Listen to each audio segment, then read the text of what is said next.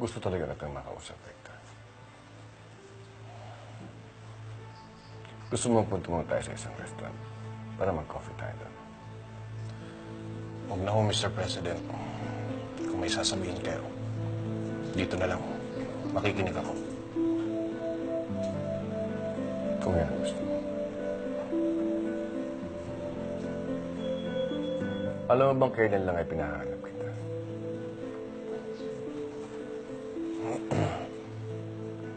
Dahil parang nakita kita sa kumpanya ko.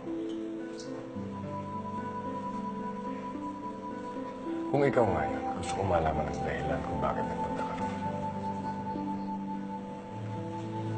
Ikaw nga ba yan, Victor?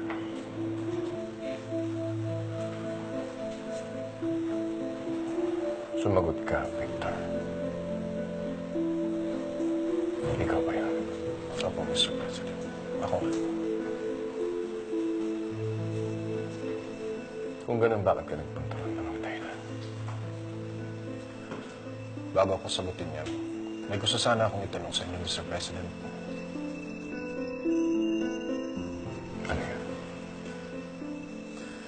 Hanggang ngayon ba, Mr. President, hinahanap mo pa rin ang nawawala mong anak?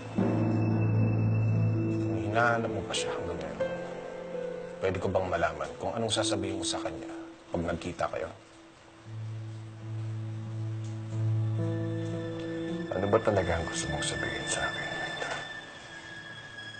Wala siyang iniisip ngayon, kundi makita ang nawawala niyang ina. Nawalay sa kanya sa dahil sa akin. Sa utos mo. Sa ngayon, nakakangiti na siya. Kaya ayaw kong bumalik ang kalungkutan niya. Diretsuhin mo ba, Victor?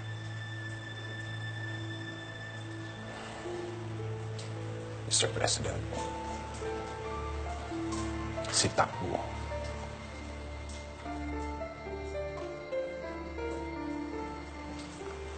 Alam mo kung nasa naman ako.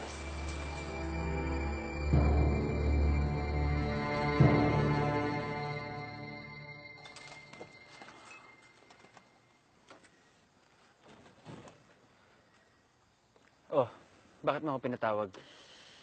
Taran!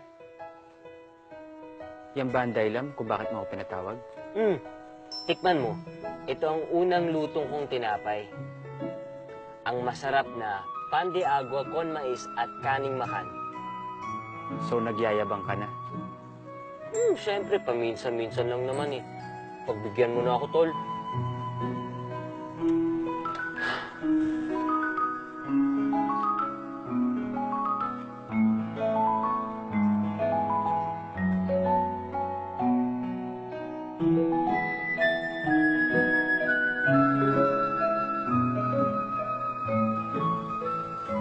Anong ginawa mo?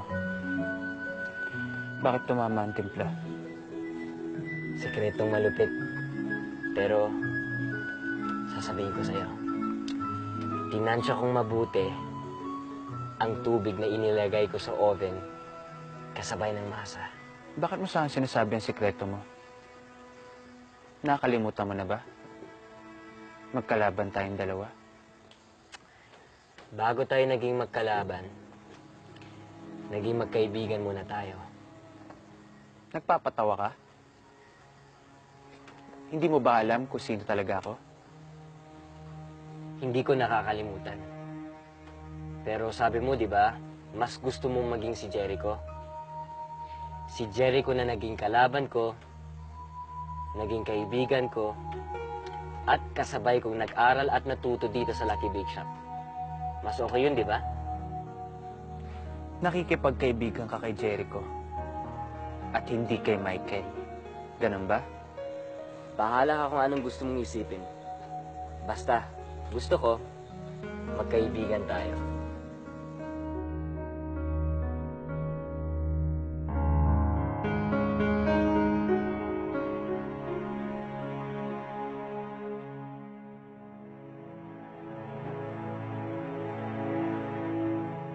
Tulad ng alam nating lahat, ngayong araw simula ng pagsusulit. Handa na ba kayong lahat? Yes, bossing!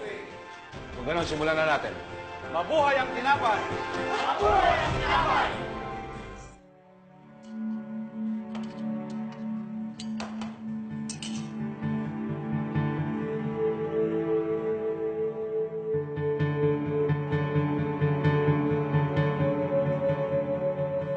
Ano ba naman yung tinapay mo, Takbo? Pangit ng itsura. Simpleng tinapay lang po kasi ang gusto kong gawin. Bakit simple? Pwede naman gawin hindi simple. Ang gusto ko lang po kasi, masarapan at mabusog ang lahat ng kakain nito.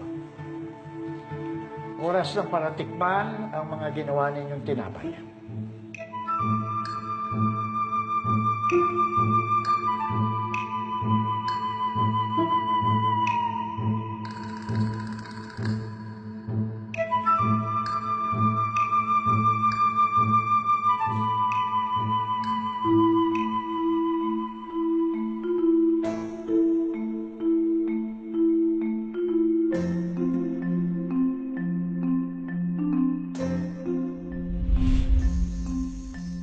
Gumawa po ako ng ham and cheese bread para siguraduhin nakakabusog ang tinapay ko.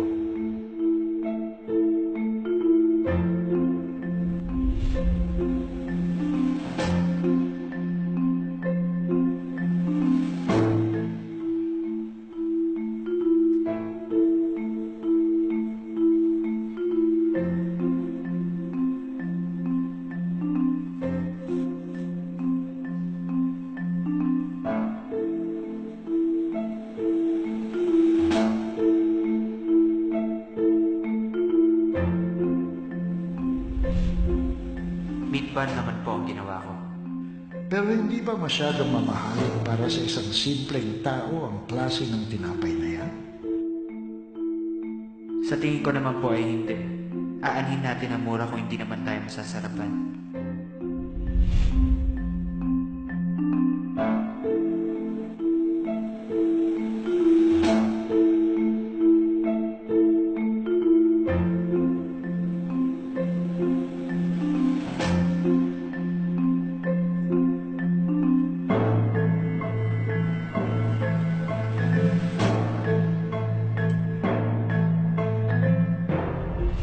Inipit rolls naman po ang ginawa ko na may cake fusion dahil nilagyan ko ng icing at dekorasyong prutas.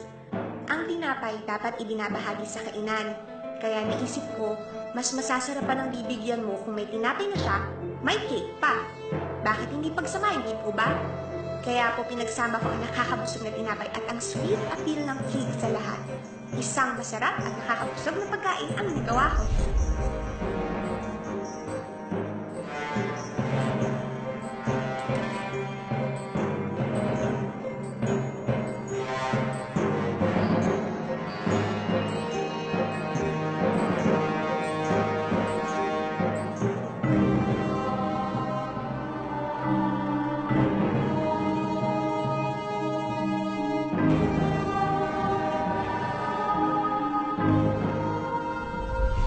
Ang sa akin po, pan de agua.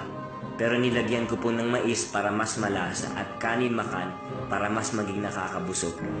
Kaya pan de agua con mais na po siya.